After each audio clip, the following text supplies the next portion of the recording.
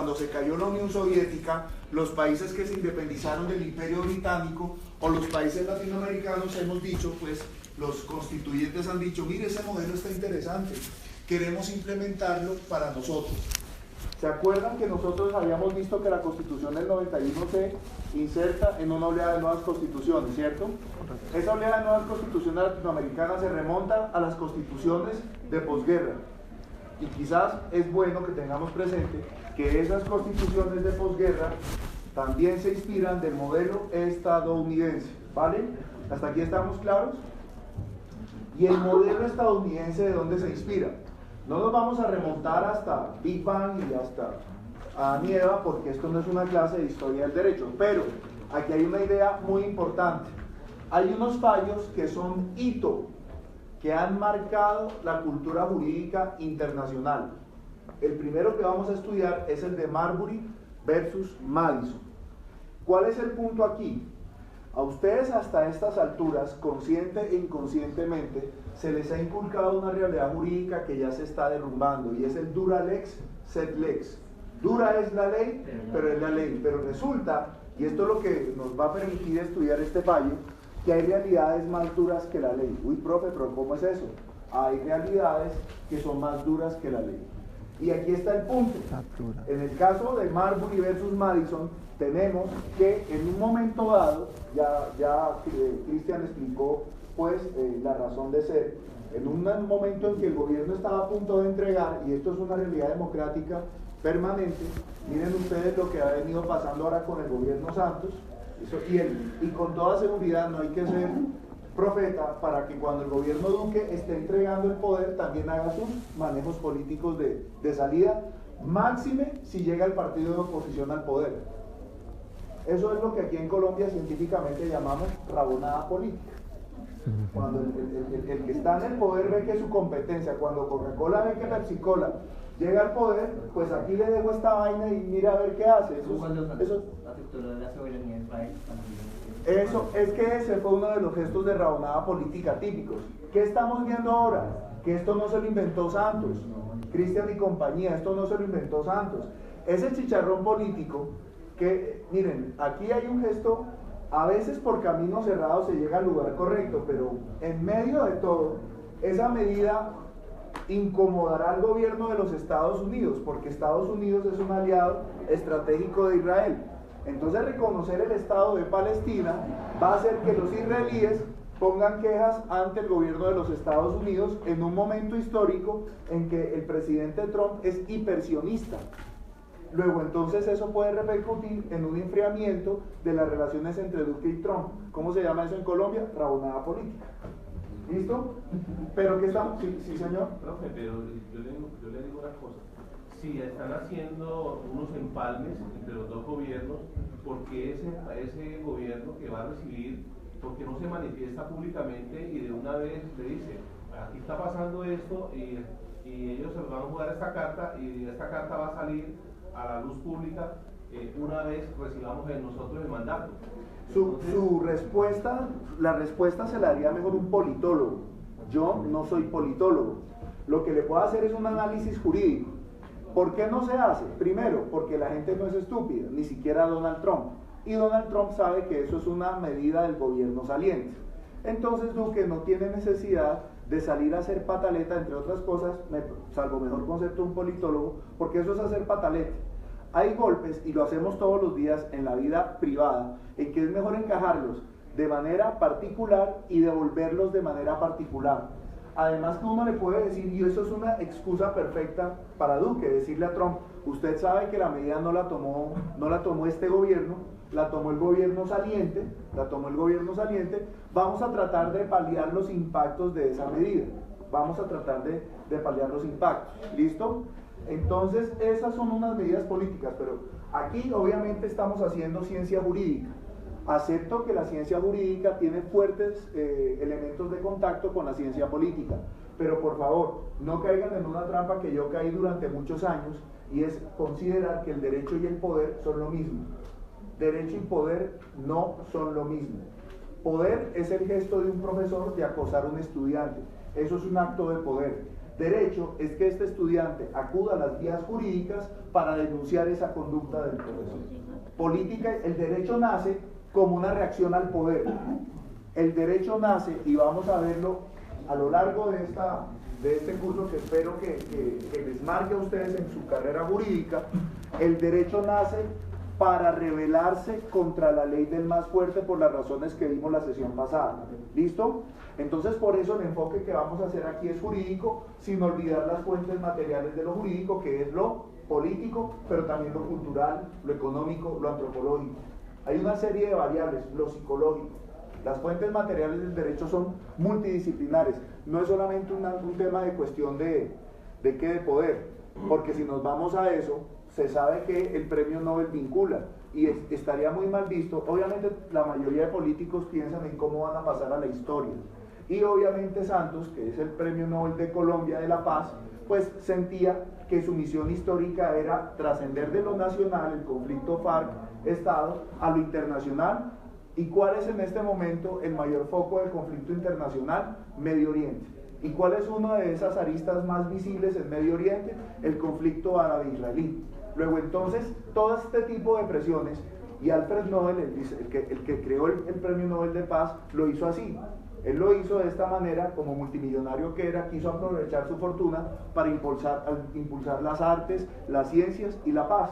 Entonces, obviamente, a través del ego y de la obsesión por pasar como el digno Nobel de Paz, Santos también hizo una jugada a dos bandas. Por un lado, se retira de la historia como el presidente que no solamente eventualmente esa es su esperanza, vamos a ver si los hechos le dan la razón, firmó la paz entre el Estado y la guerrilla más poderosa que era las FARC, y ahora dice, y mi último gesto como mandatario de la paz es meter una cuñita desde América Latina para el conflicto árabe-israelí. Ese fue como el gesto del hombre. ¿Cómo se van a dar las cosas? Generalmente en política, como en la vida, las cosas no salen como esperamos, pero hubiera quedado muy mal para los libros de historia colombiana que el Premio Nobel de Paz le hubiera dado la espalda al problema internacional de la paz. Eso no hubiera sido coherente, y él lo sabía. Y ahora, ¿por qué no lo hizo más lejos de la entrega del poder? Raonada política, devolverle el golpe a Uribe. Ahí está. Eso también, las mezquindades se dan a todo nivel, y eso también va a pasar en los libros de historia. Bien, este caso, Santos Uribe o Santos Duque, se estaba dando en el caso del gobierno saliente con el gobierno entrante, donde el secretario de Estado era Madison. Resulta que por cultura de los Estados Unidos que hemos heredado, no queda bien para la dignidad de un pueblo que el presidente tenga que ir a sentarse en los estrados judiciales. Además que es muy práctico entender que si el presidente, cada vez que lo demanden a la nación, tiene que ir a defender a la nación en un estrado judicial, su labor va a degenerar de ser el presidente de la nación, a decirlo en términos colombianos, a ser el director de la Agencia de Defensa del Estado. Entonces, por esa razón, quien debe dar la cara cada vez que el Estado o el gobierno sea demandado en los Estados Unidos es el secretario de Estado, que es un cargo muy parecido al del ministro del Interior en Colombia. El secretario, un presidente tiene dos frentes claves: el gobierno interno y el gobierno exterior. ¿Quién desempeña las funciones de ayudar y apoyar al presidente en las relaciones extranjeras? El canciller. ¿Y quién lo apoya en las relaciones de poder interna? El ministro de gobierno. ¿Quién era Madison? El ministro de gobierno del presidente vigente. ¿Estamos hasta ahí? ¿Qué pasa? El gobierno entrante hizo la santada, el santismo, la pataleta, de dejar una ley por la cual se nombraban unos 30 jueces. ¿Listo? El problema es que el partido de Santos le entregaba a Duque. Si hubiera ganado el candidato de Santos, todo bien y todo queda en familia. Pero aquí era la competencia, Coca-Cola recibiéndole el poder a Pepsi-Cola. Entonces Pepsi-Cola, repito, le hizo la pataleta. ¿Listo? ¿Y qué hizo el gobierno entrante? Limpia y tranquilamente, ¿qué hizo el gobierno entrante? Incumplió la ley. Ojo con esto. ¿Y por qué incumplió la ley? Por las razones más mezquinas. Porque como somos adversarios políticos, ¿yo para qué le voy a dar gusto a usted? ¿Para qué le voy a dar gusto a usted? ¿Estamos hasta aquí claros? Ahí es cuando uno de los beneficiarios de la ley incumplida interpuso un mecanismo procesal, ojo, que inspiró nuestra acción de cumplimiento. Nuestra acción de cumplimiento también deriva de las famosas class action de los Estados Unidos, lo cual no es malo. Los que aquí entienden, por ejemplo, que América Latina ha sufrido por la doctrina Monroe, lo cual no es falso, no quiere decir que todo lo norteamericano sea malo. Hay medidas muy interesantes. Por eso es que hasta países que no se le han arrodillado a los Estados Unidos, como la Unión Europea, libre y espontáneamente han acogido instituciones de derecho norteamericano.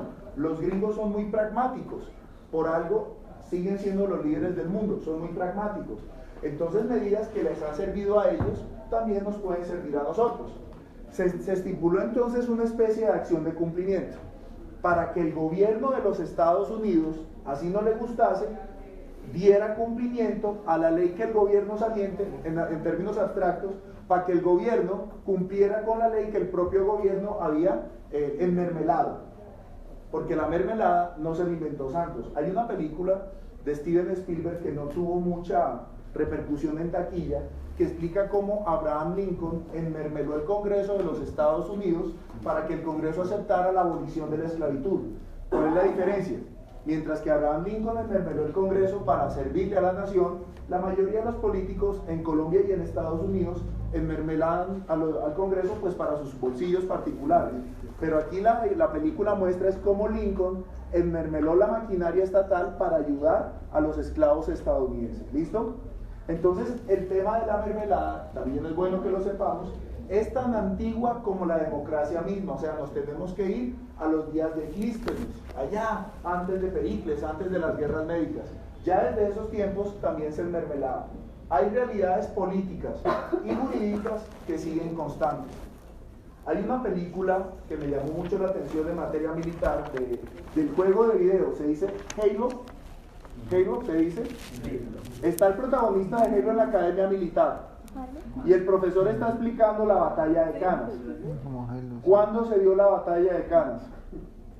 En el año 216 a.C., entre Aníbal y los romanos. Y está el profesor feliz explicando la batalla de Canas, y como, bueno, ustedes son un curso raro porque le prestan atención al profesor, yo estoy acostumbrado a que el 70-75% de la clase no le presta atención. Estoy viendo que la mayoría sí me presta atención. A este profesor le pasa lo que le pasa a la mayoría de los profesores. La mayoría del curso no estaba parando bolas. El profesor estaba explicando la batalla y se dio cuenta que la mayoría de la clase no le estaba parando bolas. Entonces interpeló al protagonista. Y el protagonista tuvo los calzones, como se dice elegantemente, el valor civil de decirle: mire, profesor, a mí sí me interesa la ciencia militar, a mí me interesa la estrategia, pero resulta que hoy las guerras se libran con fusiles láser, naves de combate y tanques de guerra. ¿De qué me va a servir a mí? ¿De qué me va a servir a mí aprender una batalla en donde se hacía con flechas, con espadas y con caballitos? ¿De qué me va a servir?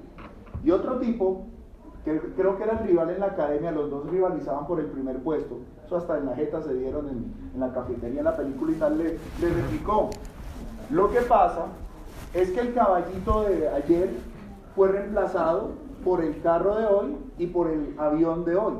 Por esa razón, el corcel de batalla fue reemplazado por el carro de combate, creo que en Colombia diríamos tanque de guerra, vulgarmente, eso tiene su término científico, y por el avión de combate. Luego entonces, si usted entiende cómo fue que Aníbal usó los caballos para derrotar al enemigo, más o menos puede hacer la misma vaina con los carros de combate y con los aviones de combate. ¿Está claro? Y después en la película mostraban cómo ciertas estratagemas de la antigüedad servían para nuestra guerra actual. La guerra de guerrillas que empleó las FARC, o el ELN, o el EPL, no se la inventaron ni las FARC.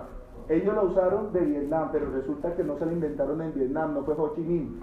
Resulta que un guerrillero en la antigua Hispania, que se llamaba Viriato, usó esa guerra de guerrillas contra los romanos, y los romanos solamente asesinándolo pudieron salvarse de Viriato. Si no lo asesinan, probablemente hubieran perdido la guerra. Luego entonces, y ustedes me dirán: ¿y este man por qué hace esa disquisición? Porque resulta que lo que aplica para la ciencia militar también aplica para la ciencia jurídica. Yo acepto y reconozco plenamente que nuestra misión es ganar pleitos, pero resulta que nosotros somos como los generales. Si nosotros sabemos usar las estratagemas del pasado, nuestras posibilidades de ganar los pleitos van a aumentar.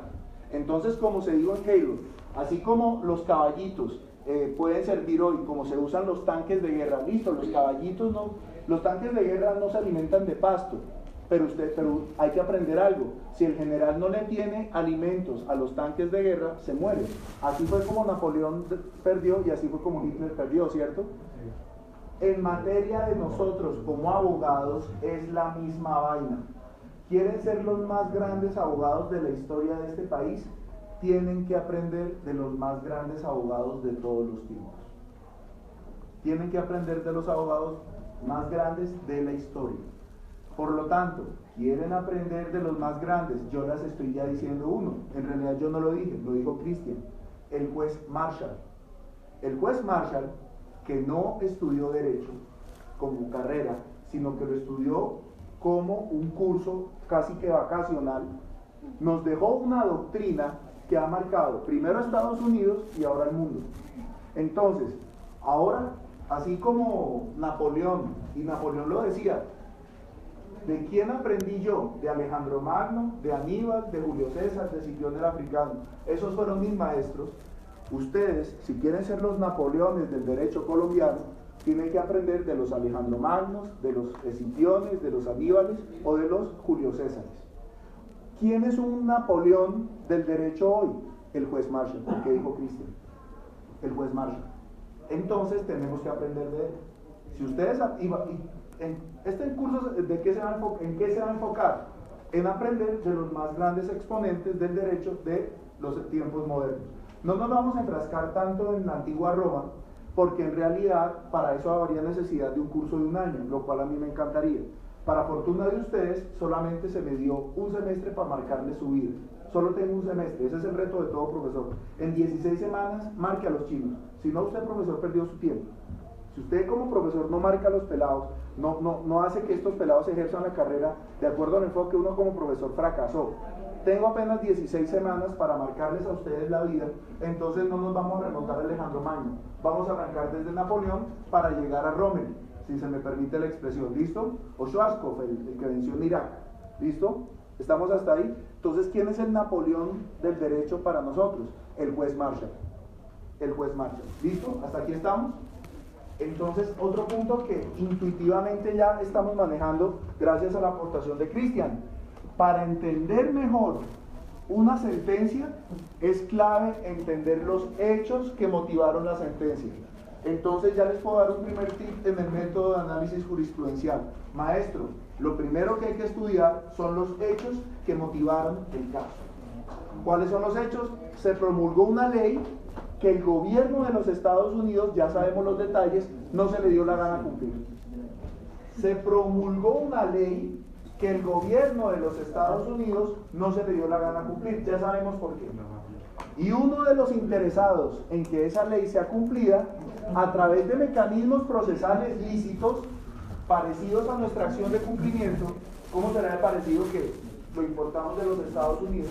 Parecidos a la acción de cumplimiento, se incoó. Ahora, ¿quién es el juez competente? Como el demandado es el alto gobierno, por evidentes razones, el juez competente es la Corte Suprema de Justicia.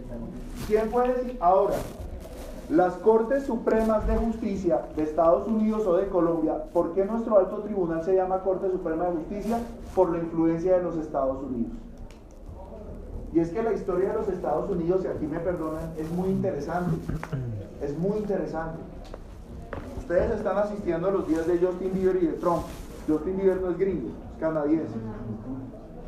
Pero realmente los Estados Unidos no se reducen a la época de Trump. Ustedes se van a los días de Washington, se van a los días de Lincoln y van a ver que hay mucha grandeza en la historia de la nación norteamericana. Lo mismo pasa en el derecho. Y tenemos el caso del juez Marshall. El juez Marshall, repito, no era abogado. El juez Marshall no era abogado. El juez Marshall estudió derecho de manera acelerada, pero era un tipo muy pilo. Y porque no era abogado, no estaba formado, pero tampoco estaba deformado por los clichés jurídicos. Porque, y esto, si me toca sostenerlo afuera, lo sostengo, pero uno a la universidad no solamente va a formarse. Desgraciadamente los profesores somos tan dogmáticos que por eso los estudiantes no solo se forman, sino que también se deforman. Y por ejemplo, bueno, profe, ¿y en qué nos estamos deformando nosotros en derecho? En ese culto sagrado a la ley. Dura es la ley, pero es la ley. ¿Listo? Y ahora voy a citar a otro grande de la historia de los Estados Unidos, el doctor Martin Luther King. Tiene una frase que es completamente histórica y verídica. Ave María. Tiene una frase completamente verídica. Esa frase completamente verídica fue: todo lo que hizo Hitler fue legal. Todo lo que hizo Hitler fue legal. ¿Dónde escribió el doctor Luther King esa frase? Esto no es una tarea, es una... ¿Sí? Pero también se discutió en los juicios de Nuremberg. Muy bien. Claro. ¿Y quién presidió los juicios de Nuremberg? Los gringos. No tienen que decir nombres. Los gringos. ¿Y los gringos qué lógica aplicaron para poder condenar a los acusados del nazismo? Aplicó la lógica herencia del juez Marshall. Y Martin Luther King, que estudió todos estos casos, él tiene una carta que se consigue en internet. Y aquí me voy a dirigir a todos aquellos que quieren ser grandes en derecho, que quieren hacer grandes cosas. ¿Cómo se llama este documento? Se llama Carta desde la cárcel de Birmingham. Birmingham con B de burro y en vez de J, GH. Carta desde la cárcel de Birmingham. GH, en vez de J, GH. Birmingham. Si me estoy equivocando, Mr. Google lo corrige. ¿Alguien tiene un marcador? Pero no estoy seguro de la grafía, ¿eh? Yo soy malo para el inglés. No tengo uno, pero nada. ¿Ya le salió? ¿Lo pasas, por favor? Me hace un favor y me la dicta porque yo sí soy... ¿Me haces un favor? Muchas gracias. Me dice si estoy escribiéndola bien.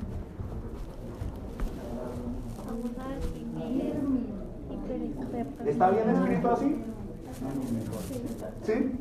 Bueno, le di por chiripa porque yo soy malo para la grafía. Carta desde la cárcel de Birmingham. ¿Qué pasó?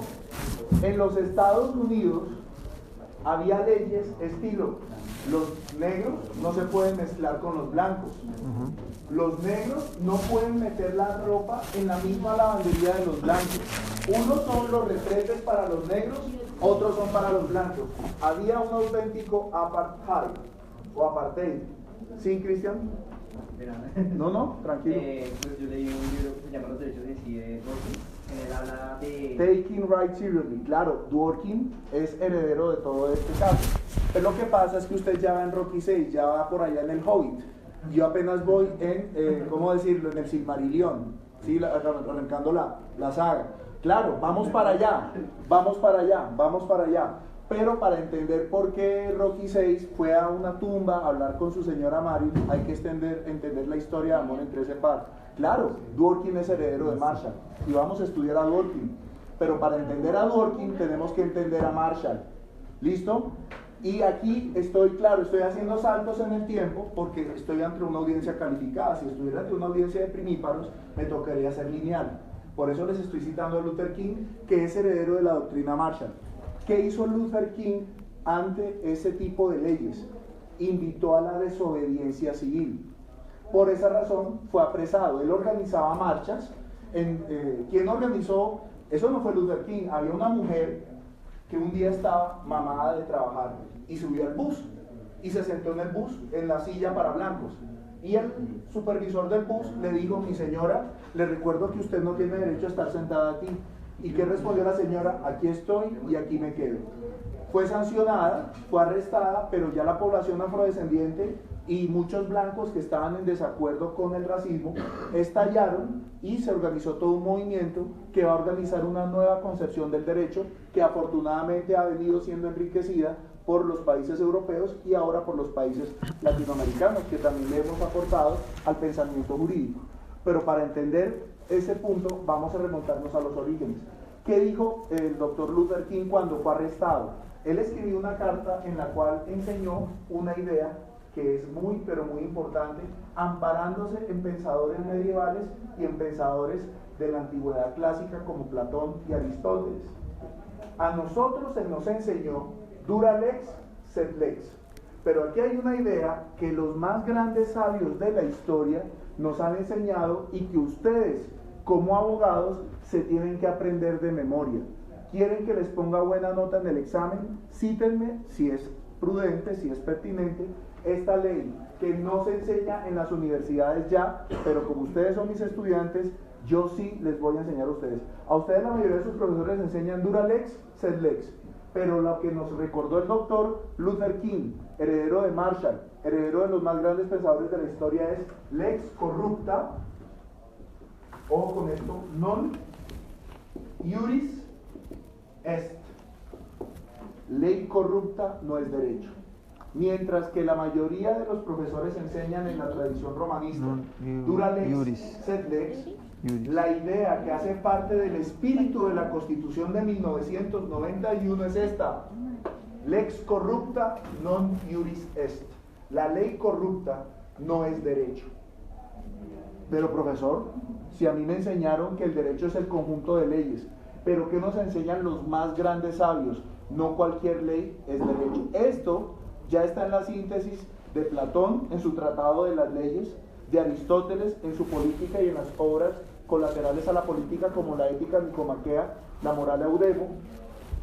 San Agustín, Santo Tomás, padres de la Iglesia, el derecho canónico se hizo eco de esta realidad y ahora la estoy trayendo a colación por Martin Luther King, quien inspiraría tácitamente, eso no lo dice de frente Dworkin, pero sospechamos muchos que Dworkin tuvo en cuenta estas ideas en su teoría de tomando los derechos en serio. Pero antes de estos manes tenemos el caso Marshall, el caso Marbury versus Madison. ¿Listo? Entonces, ¿cuál es la idea acá? No cualquier ley es derecho. Por más que la promulgue el Congreso de la República, no cualquier ley es derecho. ¿Estamos hasta aquí claros? Muy bien. Entonces es cuando empieza. ¿Y Marshall era heredero de quién? Resulta que Marshall se había leído una obra que también, si ustedes quieren ser grandes, yo no les voy a hacer quiz, yo no les voy a evaluar, simplemente los estoy invitando. Si ustedes quieren ser grandes como abogados, se tienen que leer esta obra, que también pueden descargar esto gratuitamente de internet. Se llama en inglés original, no me acuerdo cómo está traducido al castellano, ya está traducido al castellano, pero no sé, bueno, en inglés original, The Federalist Papers, los papeles del federalista, pero yo la vi, cobran un poquito caro, la traducción que yo vi vale como 180,000 pesos, pero debe haber traducciones también en internet, algo así como los documentos federales. No creo que se traduzca los papeles federales, los documentos federales. ¿Quién es uno de los coautores de este documento? Esos son los papeles que ustedes se demoran unos 3 añitos leyéndolos en sus tiempos libres. Si lo suyo es verdaderamente el derecho, si ustedes están apasionados con el derecho, si ustedes quieren marcar la historia jurídica de este país, se lo tienen que leer. Uno de los coautores de estos documentos se llama Alexander Hamilton, que es otro de los grandes. Hamilton, parcero de George Washington, y fue el que inspiró al juez Marshall, porque estos son como las teorías que inspiraron la Constitución de los Estados Unidos. Las teorías que inspiraron la Constitución de los Estados Unidos. ¿Está claro hasta acá? Vamos a hacer un paralelo, porque es muy importante entender la diferencia. ¿Quiénes son los padres de nuestra patria? Camilo Torres, Antonio Nariño, ¿cierto? ¿Y ellos de quiénes se inspiraron? De los franceses. Por ejemplo, de Montesquieu, el espíritu de las leyes lo veíamos, ¿cierto? Y de Juan Jacobo Rousseau, JJ Rousseau.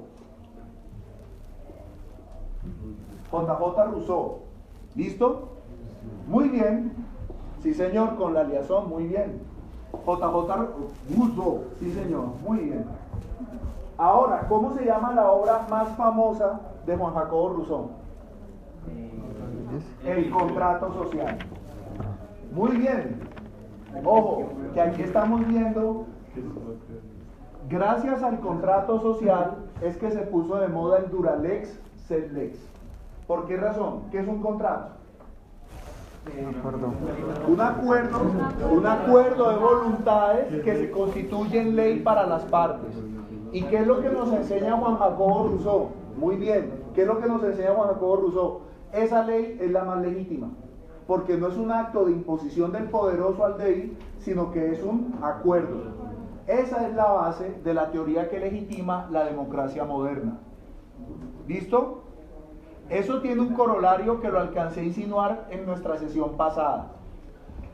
Para que la ley sea legítima, tiene que provenir del pueblo. Ojo con lo que nos dice Juan Jacobo Rousseau. Para que la ley sea legítima, tiene que provenir del pueblo. Ahora bien, el pueblo está compuesto por muchas personas y es imposible que el pueblo se ponga de acuerdo. Entonces es a través de una vía indirecta. ¿A través de qué? De los representantes del pueblo. ¿Listo? ¿Cuál es el punto? Acuérdense que gracias a Montesquieu, el Estado se divide en 3 ramas. ¿Cuáles son esas 3 ramas? Ejecutiva, legislativa y judicial. Noten ustedes algo. Y seguimos hablando del fallo Marbury versus Madison, porque estamos hablando, para entender el aporte, tenemos que ver a qué le lleva la contraria el fallo Marbury versus Madison. Miren ustedes algo. ¿Quién es la máxima instancia de gobierno generalmente? ¿En Estados Unidos o en Colombia? ¿O en Francia? De gobierno. El presidente o la presidencia, como lo quieran decir. Muy bien. Del legislativo, el Congreso o Parlamento, dependiendo de países. Estados Unidos o Colombia hablamos de Congreso. Gran Bretaña o Israel o de la India hablan de Parlamento. Y ahora sí, y de la rama judicial, la Corte Suprema de Justicia. ¿Listo? Noten ustedes algo. Mientras el pueblo elige al presidente, mientras el pueblo elige a los congresistas, el pueblo no elige ni a los magistrados de la Suprema Corte ni a los jueces de la República. Nosotros podemos elegir alcaldes, gobernadores, miembros de la Asamblea, miembros del Consejo Municipal, Asamblea Departamental, Consejo Municipal. Jóvenes, de una vez les digo, no cometan el error que han cometido ilustres políticos. Ni las asambleas departamentales ni el Consejo Municipal hacen parte de la rama legislativa. Tanto las asambleas departamentales como los consejos municipales hacen parte de la rama ejecutiva, hacen parte del gobierno. Por eso los actos que expiden no son leyes, son actos administrativos. Tengan eso presente, no cometan el ridículo de muchos políticos ilustres de este país. O sea que para todos los efectos políticos, jurídicos y pragmáticos, el único órgano de la rama legislativa es el Congreso de la República. ¿Vale? ¿Estamos claros hasta aquí? Bien. O sea que la única ley es la que emana del Congreso. ¿Vale? ¿Por qué los jueces no son de elección popular? Primero, porque nos leyeron esa idea los franceses. ¿Pero por qué? Porque hoy en día la única democracia que va en contra de esto es la democracia estadounidense. El resto de países, Alemania, Japón, donde se habla de parlamento más que de congreso, en ese resto de países, como en Latinoamérica, los jueces no son de elección popular. ¿Por qué?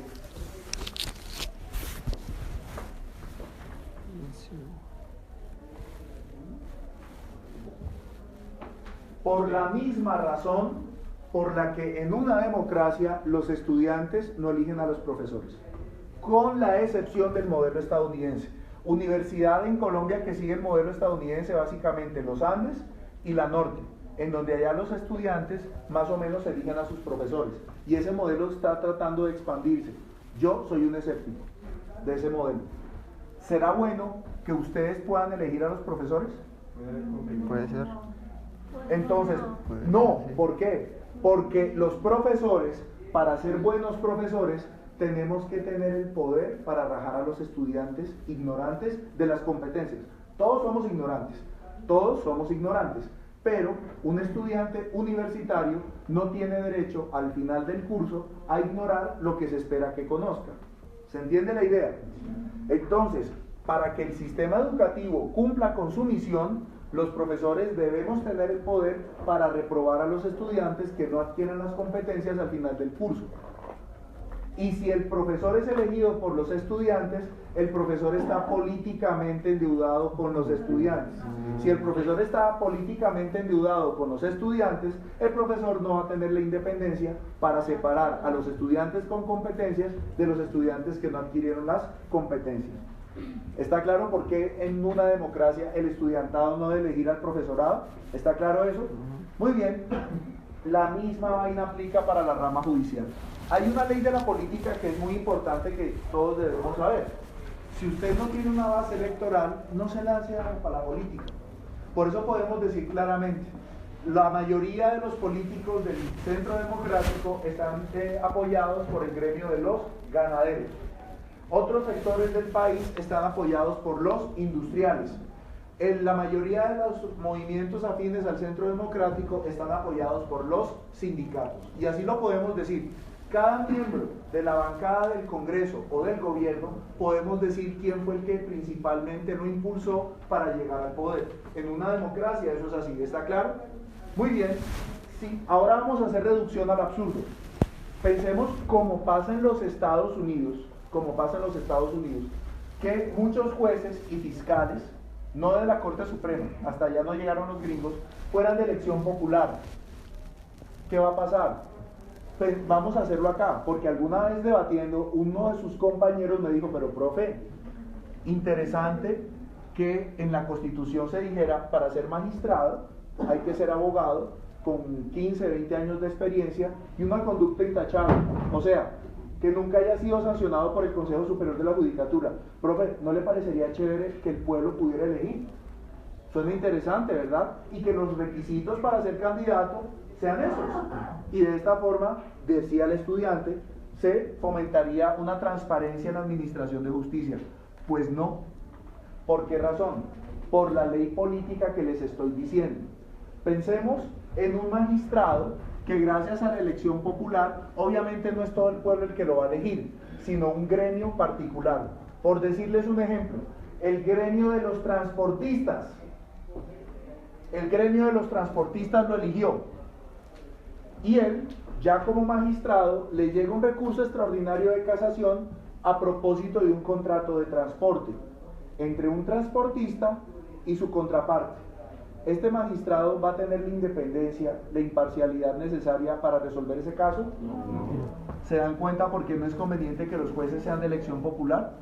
Para que el juez sea imparcial, él debe venir por una conducta totalmente ajena o buena parte ajena al pueblo.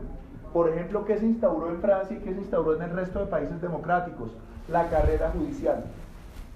Antes de la Constitución del 91 era el modelo aristocrático. Cuando se retiraba un magistrado, los otros magistrados elegían el sucesor. Y el pueblo no elegía. Incluso en una democracia. ¿Se entiende por qué? Por independencia. Por independencia. ¿Estamos hasta aquí claros? Ahora, ya que eso es así, ¿cuál es el punto? Rousseau nos vendió una idea muy bonita, quizás un poquito falsa. Uy, no lo digo yo, lo dice Alexander Hamilton. Pero para poder entender a Hamilton, tenemos que entender a Rousseau. ¿Qué nos decía Rousseau? El derecho debe provenir del pueblo.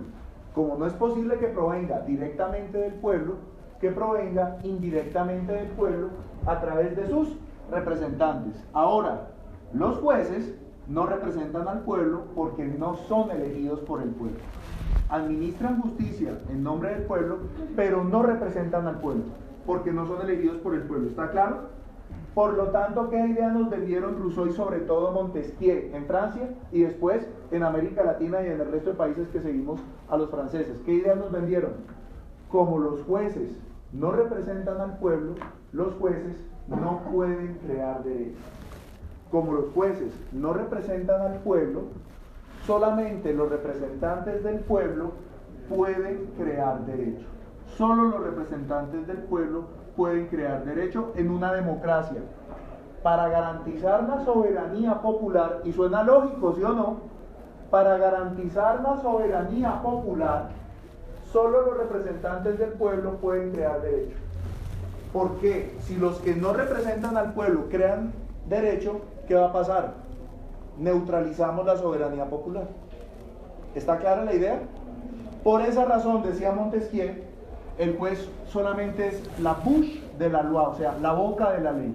El juez es como un operador mecánico, como cuando ustedes juegan a la ouija, lo que ustedes escriben jugando a la ouija, teóricamente lo escriben los espíritus. Estoy de acuerdo, como ha dicho Nat Geo y los cazadores de tesoros, que es nuestra sugestión, pero teóricamente cuando usted invoca al espíritu, lo cual no quiere decir que no existan, ¿no? Una cosa es que la ouija sea falsa, otra cosa es que no haya un dios o no haya otros seres. Pero teóricamente el medium, cuando habla, no habla él, sino habla el espíritu que lo está poseyendo, ¿cierto? Por eso hablaba Montesquieu del espíritu de la ley, porque es como un tema de espiritismo. El juez es solamente un medium, el juez solamente dice lo que dice la ley, o sea que el juez no habla en nombre propio, porque como no lo elige el pueblo, el juez no puede crear derecho, o sea que el juez solamente aplica derecho, no crea derecho. ¿En dónde encontramos esta teoría? En el contrato social y en el espíritu de la ley de Montesquieu. ¿Está claro hasta aquí? ¿Y en Colombia cómo llegó? Por favor, leamos otra vez para ubicarnos el artículo 27 del Código Civil colombiano.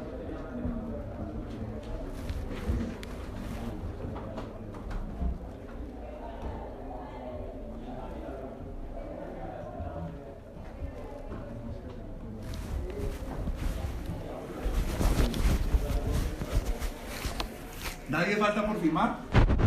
Allá al fondo, toca a su compañera. ¿Tú ya te inscribiste en la lista? Sí. Muchas gracias.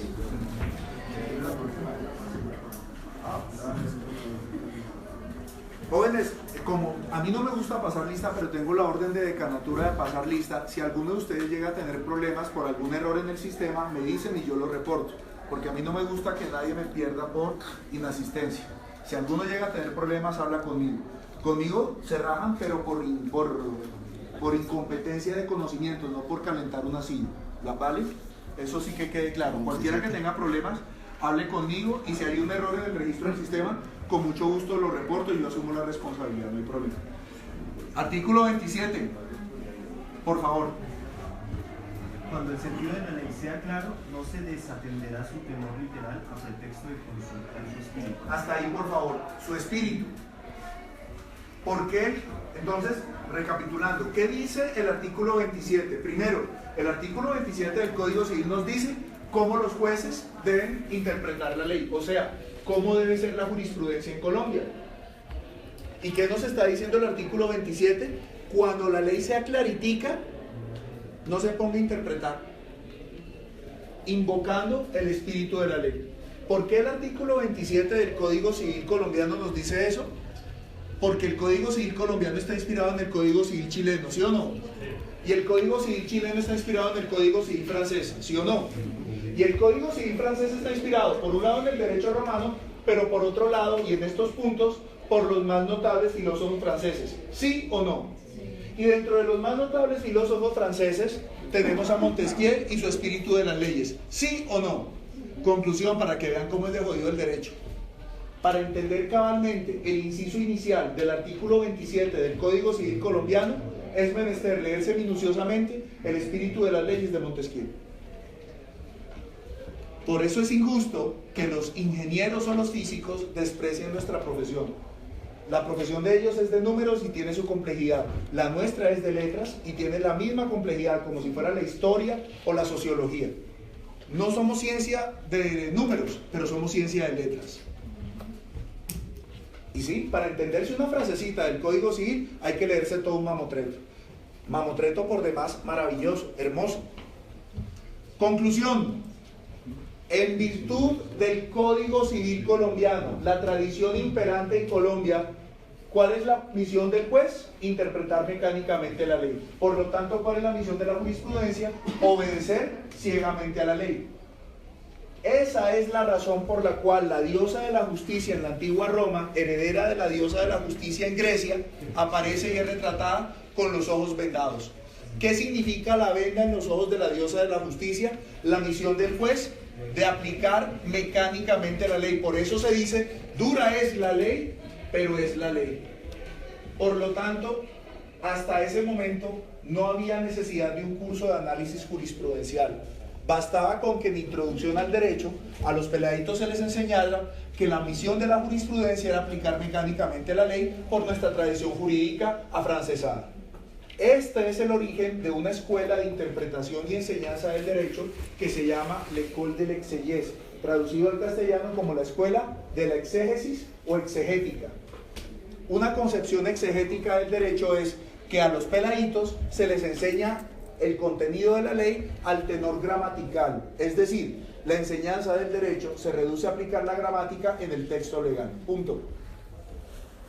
Por esa razón, hasta fecha reciente, no había necesidad de enseñarle a los pelados análisis jurisprudencial. ¿Está claro? Porque se enseñaba en media clase. El análisis jurisprudencial es verificar si el juez aplicó mecánicamente la ley o no, porque eso salvaguarda la democracia. ¿Estamos claros hasta aquí? Muy bien, ya que estamos claros hasta acá, vámonos a la época de Alexander Hamilton. Sinvergüenza, mujeriego y parrandero, o sea, sabía de la vida. Parcero de Washington, aventurero y un hombre muy culto, muy versado. Y por lo tanto, cuando están, y por esas razones, entre otras, George Washington, parcero de Hamilton, lo designó como uno de los redactores de la Carta de Filadelfia, que es la Constitución de los Estados Unidos. Entonces, cuando los constituyentes estadounidenses estaban debatiendo el papel del juez, por supuesto que se citó a Juan Jacobo Rousseau y su contrato social, por supuesto.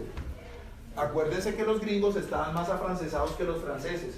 Ustedes han visto en el canal Histeria que la revolución estadounidense, las revoluciones latinoamericanas y la revolución francesa fue impulsada por el movimiento masónico. Y los masones obviamente estaban muy afrancesados por Montesquieu y compañía. Por eso se especula, no siempre con acierto, que Washington, Napoleón y Simón Bolívar eran masones. Al margen de si eso es así o no es así, el movimiento masónico está detrás del Código Civil francés y de todos nuestros códigos civiles, lo cual no es malo, porque el movimiento masónico es muy sensible a Rousseau y al contrato social. ¿Estamos hasta aquí claros? Pero la grandeza de Hamilton es que no le comió cuento a Juan Jacobo Rousseau. ¿Cómo así que no le comió cuento? Cuando en plena asamblea constituyente en los Estados Unidos, a la asamblea era chiquita, eran pocos, no eran 10, los redactores de la Constitución de los Estados Unidos nos hablaron de, no me vaya a mover el pie, nos hablaron de Juan Jacobo Rousseau con su contrato social. Y llega Hamilton y dice, sí, muy bacano el contrato social de Rousseau, pero recordemos algo. Rousseau habla de un contrato a propósito de los representantes del pueblo y el pueblo representado. Eso tiene un nombre concreto que ustedes van a estudiar en su curso de contratos. ¿Cómo se llama el contrato en virtud del cual alguien le concede la representación a otro? Mandato, muy bien, mandato.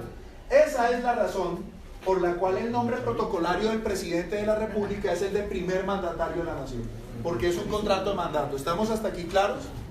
¿Estamos hasta aquí claros? ¿Pero qué enseñó Alexander Hamilton? Desde el antiguo derecho romano, ha habido una constatación que es muy importante, y es que en ocasiones, entonces, el mandato es un contrato entre una persona y otra persona para conceder la representación. Por lo tanto, ¿qué tenemos? Un representante y un representado, ¿sí o no? Por eso, en el Congreso, tenemos que una de las cámaras, el nombre de los congresistas se llaman representantes. Y por eso el presidente es un mandatario, pero no solo el presidente, todos los cargos, acuérdense, el presidente es el primer mandatario, pero todos los cargos de elección popular son de mandatarios. El alcalde es el mandatario de su ciudad, el gobernador de su región, lo mismo los representantes de la asamblea y los concejales representan aquí. Pero ¿cuál es el punto que nos enseñaron los romanos? Resulta que los representantes no siempre son fieles a sus representados. Ojo con esto. Resulta que los representantes no siempre son fieles a sus representados. ¿Qué significa esto? Que los representantes pueden traicionar a sus representados. ¿Les tengo que explicar esa realidad a ustedes? No, ¿verdad? Los representantes pueden apuñalar por la espalda a sus representados. ¿Hasta aquí estamos claros? Por esa razón, cuando eso pasa, ¿qué puede hacer el representado víctima de su representante? En derecho, ¿qué puede hacer? Acudir al juez. ¡Ojo! Y es el juez el encargado de dirimir el conflicto entre el representante y el representado. Vámonos con un ejemplo. Ustedes van a ser mandatarios. Cuando ustedes sean litigantes, ¿qué van a hacer sus clientes? Les van a, ojo con lo que voy a decir, a conferir un poder. ¿Para qué se crea el poder? Para que el juez en un pleito sepa qué puede y qué no puede hacer el mandatario. ¿Estamos? ¿Estamos hasta aquí claros? ¿Qué dijo Hamilton aplicando toda esta teoría? Eso que se explica a nivel individual o interindividual entre un abogado y su cliente, también aplica en el contrato social. También aplica en el contrato social.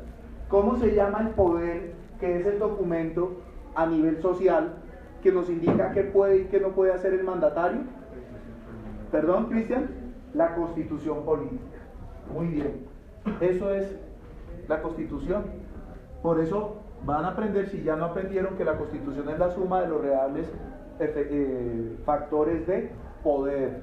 Lo que puede legítimamente y no puede legítimamente hacer el representante de la nación, el mandatario representante de la nación. ¿Estamos hasta aquí claros? Pero hay otra idea que nos legaron los antiguos romanos. Miren, ¿qué hacen los grandes? Saben de historia. Saben de historia. ¿Qué pasa cuando el representante X, individual o social, el representante X, excede los límites del poder? Primero, hay un abuso del poder. Y segundo, ¿qué pasa con ese acto que es fruto de ese abuso de poder? Vámonos con un ejemplo individual. Ustedes como curso nombran al representante de curso. Y a la hora de elegir al representante de curso le dicen: señor representante, usted puede representarnos con ciertos límites. Por ejemplo, usted no puede llegar a acuerdos con el profesor, por ejemplo, para celebrar parciales cuya nota máxima será de 4/5. Usted no tiene esos límites.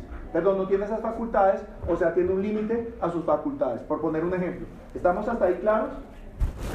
Pensemos que el representante de curso, a puerta cerrada, a espaldas de ustedes representados, por ganarse unos puntos con el profesor, accede a plasmar en un acta que en el siguiente quiz sorpresa la nota máxima será de 4. ¿Está claro el caso hasta aquí? ¿Qué tenemos ahí? Un abuso del poder del representante. Primero, un abuso del poder del representante. ¿Cuál es la consecuencia jurídica desde el antiguo derecho romano? ¿Cuál es la consecuencia jurídica a ese acto que constituye abuso del poder? La ineficacia. Cuando hay abuso del poder, la consecuencia jurídica es la ineficacia. Esa ineficacia es del acto a través del cual se plasma el abuso del poder. Entonces, repito, pensemos que ustedes ya son abogados litigantes prestigiosos y su cliente son abogados penalistas, son defensores y su cliente es sindicado de peculado. Su cliente es un congresista y está acusado por la nación, o perdón, no por la nación, por el Estado. Ustedes saben que Estado y nación no es lo mismo, ¿verdad? Muy bien, está acusado por el Estado a través de su órgano fiscal, la Fiscalía.